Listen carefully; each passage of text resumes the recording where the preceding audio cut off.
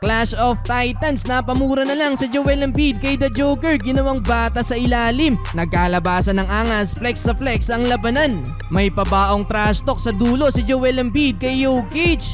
Denver Nuggets versus Philly, tapatan ng dalawa sa pinakamagaling na big man ngayon sa NBA, Jokic versus Embiid. Mainit ang simula ng current MVP Joel Embiid, 7 straight points kagad ang pinakawalan, ginawang target shooting ang depensa ni The Joker. Awak pa ng Sixers ang lead, Kelly Oubre flexing his muscle matapos ang N1 basket kontra kay MPJ. Though may sagot dyan si Michael Porter Jr., 2 tres ang naging bawi, total of 10 points sa first quarter. Aaron Gordon boxing out Joel Embiid, Nikola Jokic 6 points, 2 rebounds, 2 assists sa opening quarter, shooting 3 of 5 sa field. Papatapos ang quarter, nagpabaon pa ng 7 points si Joel Embiid, Beverly making impact sa Philly, 5 points off the bench, pero lamang ng 2 points ang Denver, 38-36. DeAndre Jordan alley-oop dunk. Second quarter, Jokic out rebounding Joel Embiid, 3 offensive rebound mga bro sa isang play para kay The Joker. Mas nag-focus na ang opensa sa dalawang big man, mas uminit na ang tapatan sa ilalim mga bro.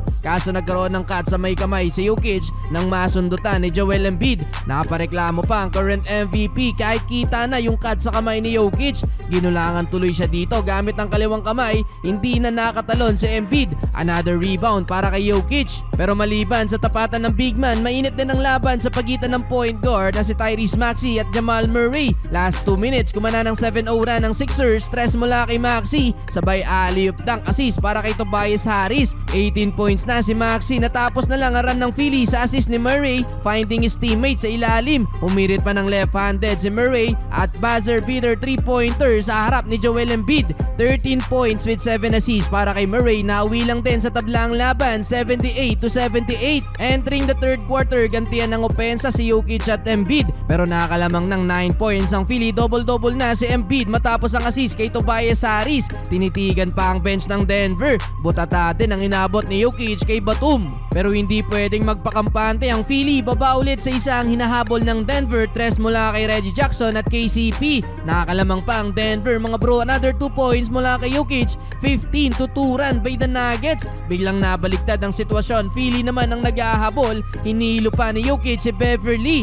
Double-double na din si The Joker, 21 points with 14 rebounds, lamang din ng 5 points ang Denver, 104-99.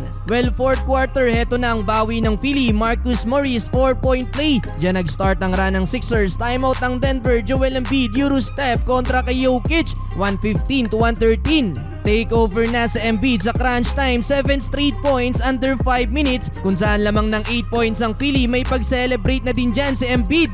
Well, unstoppable na sa Embiid mga bro at wala nang makabigil sa Denver. Kaya naman hindi na nakadikit ang Denver at sa uli panalo pa din ng Philly. 40-point game para kay Joel Embiid, 20-point double-double naman si Jokic.